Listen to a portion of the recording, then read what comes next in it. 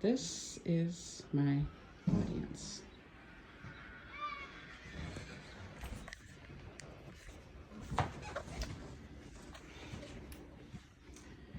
Make America great again. Have it your way. Stay home. Save lives. What do all of these popular slogans have in common? Well, these are all very successful propaganda campaigns. When COVID-19 hit in 2020, I found myself using my debit card constantly to avoid passing a deadly virus through contact, to avoid contributing to a national coin shortage, and to ensure I had a constant stockpile of toilet paper and cleaning supplies at all times. Today, I'm going to talk about propaganda and the ways to identify it so you can better understand how it affects your life. So, what is it? Encyclopedia Britannica defines propaganda as the dissemination of facts, arguments, rumors, half-truths, or lies to influence public opinion. It is important to note that not all propaganda is bad propaganda. For example, there's some positive uses like to promote public health, like the need for vaccines or healthy eating, to promote eco-friendly behaviors like reduce, reuse, recycle, and to promote civic activities like voting or volunteering. That said, there are also negative uses, like to sway voters using political attack ads, or to justify things like war or civil unrest using us versus them messaging, and even to spread anti-health messages such as the anti-vaxxer movement.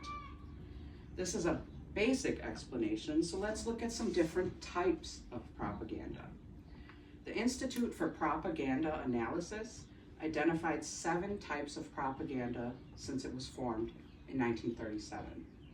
Since then, more types of propaganda have been defined, and we now have over 20 unique styles of propaganda. The type of propaganda used to convince you that one sandwich shop has fresher ingredients than another wouldn't necessarily be the same type that you would use to adopt an animal because the shelters are full. So let's talk about some of the different types. Testimonials, which are endorsements from celebrities or respected people or experts. These are used to create credibility. For example, when McDonald's created the Travis Scott meal, they were trying to convince you that A, Travis Scott eats at McDonald's, and B, you can customize a meal like never before and be just like Travis Scott.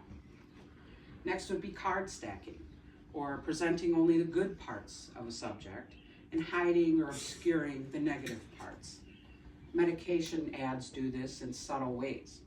For example, if there's a new weight loss drug, you take it, you lose weight, your A1C goes down, and you feel so good about taking it that you spontaneously burst into song and dance in the street. Of course, they rapidly fire off all of the negative side effects at the very end, but at that point, who cares? This is a magic weight loss drug. The last type I'll discuss is fear-mongering. This is when the presenter uses negative words or images to create fear or anxiety to convince people if they do nothing, there will be dire consequences. The anti-smoking campaign effectively uses medical facts to scare people into thinking if I smoke, I'll get cancer, which is true in many, many cases, but not in all cases. So recognizing the type of propaganda is just one piece of the puzzle, but you really get a more complete understanding when you look at the intention of the propaganda. Through my research, I found 4 common steps used to identify propaganda. Step 1 is understanding that propaganda is everywhere. No one is immune.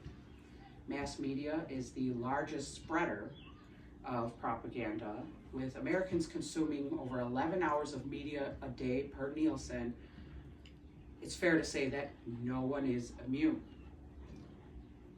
Step 2 is to determine the intent of the message by asking, why am I seeing this?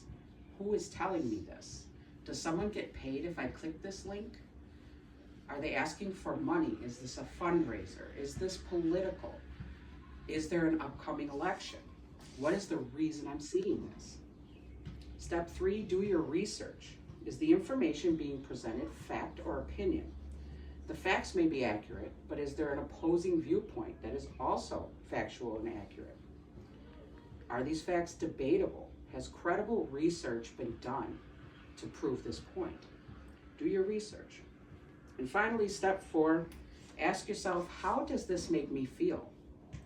Does it make me worry about the future, like smoking cancer? Does it make me feel like buying something will enhance the experience, like a Travis Scott meal? Does it change my opinion or a value I've held for a long time, like there's no such thing as a magic weight loss drug? Asking yourself these questions can give you a different perspective on the messages you receive constantly. So in summary, propaganda is the spreading of information to influence public opinion in good and bad ways. Different types of propaganda have different effects. Determining the intention of a message is key to identifying whether something is propaganda or not. Even though we can't escape it, identifying it can help us understand how it shapes our opinions, our choices, and our lives. So in closing, I want to share the words of philosopher Eric Hoffer, who said, "Propaganda does not deceive people. It merely helps them to deceive themselves." I thank you.